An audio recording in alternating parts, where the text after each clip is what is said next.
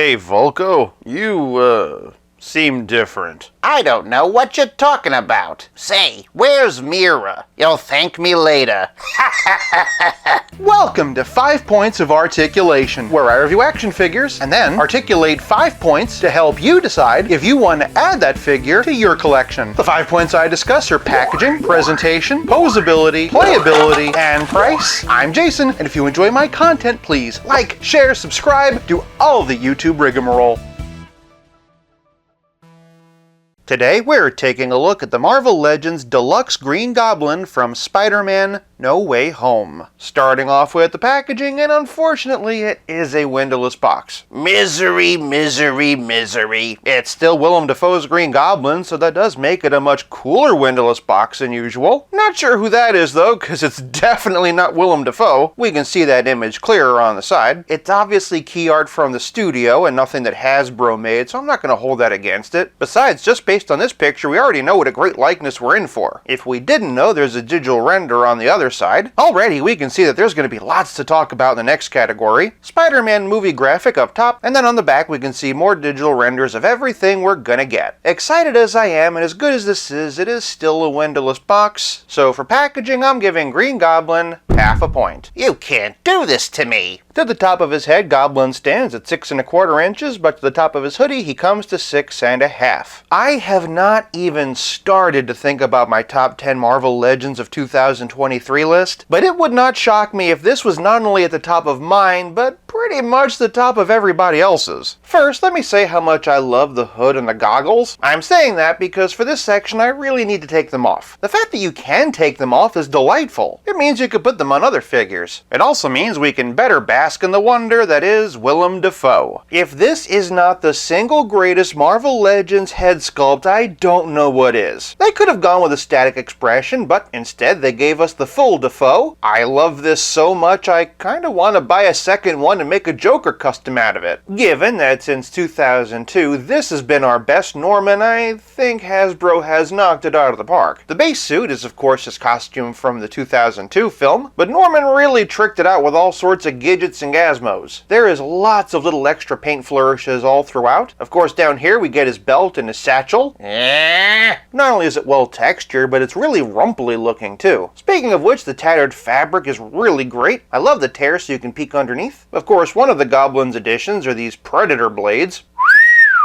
Not to mention these gigantic bullets. A couple more blasters on this side. I'm guessing these yellow things are grenades. I love the final battle in No Way Home, but seeing all this artillery kind of makes me wish it was longer and we could have seen all this in action. Moving down the leg, the panel does a good job of hiding the thigh cut, and we've got lots more extra painted detail here. Same thing with his reinforced knee pads, and also his boots. Flipping around, they didn't even cheap out painting the back. I love all the fine detail and things like these gloves. It's the kind of costume where the more you look at it, the more you find, and it should come as no surprise that for presentation, I'm giving the Green Goblin 1.5 points. Moving on to posability, and let's see just how enhanced his performance is. From the top, and his head's in a dumbbell joint, Norman can leer this high and look down this low. He has great tilt that makes him look only scarier, and of course all the way around. And if you told me that Willem Dafoe could spin his head completely around, I'd believe you. Moving down, he can raise his arm up just over 90 degrees. He doesn't get any forward or back, which I know will be a disappointment for some. He does, however, have bicep swivel, pinless double-jointed elbows with a perfect bend, and swivel hinge wrists. Moving to the middle, and Gobby's got a diaphragm joint. He can arch back this far, and hunch forward this far. Definitely not as deep of a bend as I'd like, but that is kind of what you usually get with a diaphragm. Fortunately, Dafoe gets tilt and twist. Just keep in mind there is a bit of limitation because of the belt and satchel. You son of a... Below the belt, and Goblin's got ball-jointed hips. He can kick 90 degrees and get a pretty decent split. Traveling down the leg, I've already shown you the thigh cut, but he's also got pinless double-jointed knees with another great bend, and ankles that can hinge, and like Norman turning into Goblin,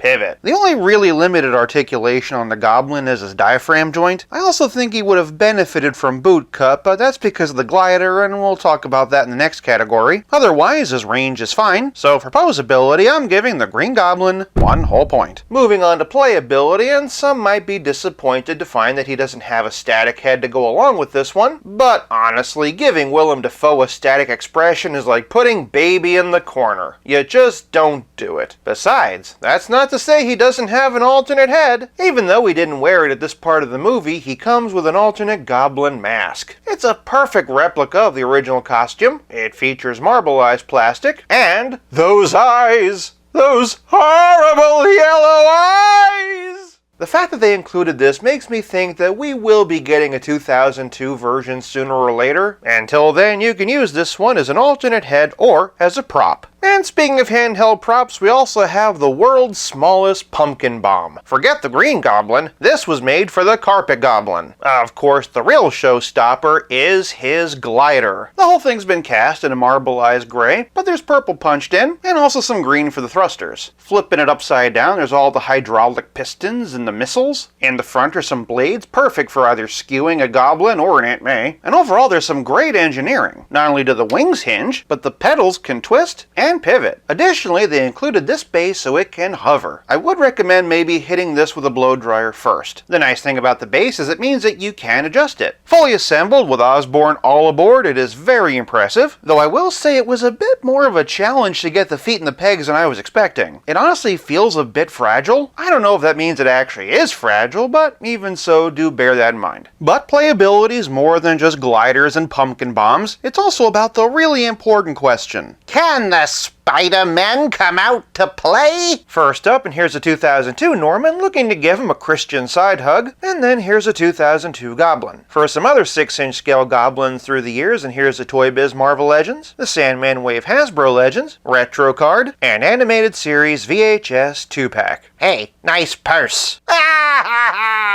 For a few other live-action villains, though, and going back to Toy Biz, here we have Doc Ock, the Target exclusive Deluxe Vulture, and the Far From Home Mysterio. Although the tease ended up being little more than a cop-out, here's the Sony Venom. But for some other characters who appeared in No Way Home, and here we have Happy Hogan, J. Jonah Jameson, Dr. Stephen Strange, Michelle Jones, not to be confused with Mary Jane, and Ned. And then most importantly, for our Spider-Men, and here we have Toby, Andrew Garfield, Tom's integrated suit, and Peter. Long as we're here, though, we might as well bring out the final swingsuit. And then for a couple of comic comparisons, we have Spider-Man and His Amazing Friends, and Retro Card. But for a relative scale comparison, here's Goblin with Pizza Spidey and the Spectacular Spider-Man. And as always, here he is with Stealth Iron Man. Hey Osborn, at least I still own Stark Tech. Hey Stark, at least I still have my lower extremities. Huh, I guess I walked into that one. When it comes to accessories, more is always better, but I'm also more than happy with everything that we got. For playability, I'm giving the Green Goblin 1 whole point. This leaves us with nothing left to discuss but the price. You know how much I sacrificed? When I first saw this set, I expected it to go for $60 or $70, so imagine my surprise to learn it was only $50. At the price of 2 Marvel Legends, I'm not saying $50 is cheap, mind you, but for perspective, that's the same price as Hawkeye and the Sky Cycle. But unlike Hawkeye, this is a completely new sculpt and has a lot more paint to detail, and as far as I'm concerned, this figure is a complete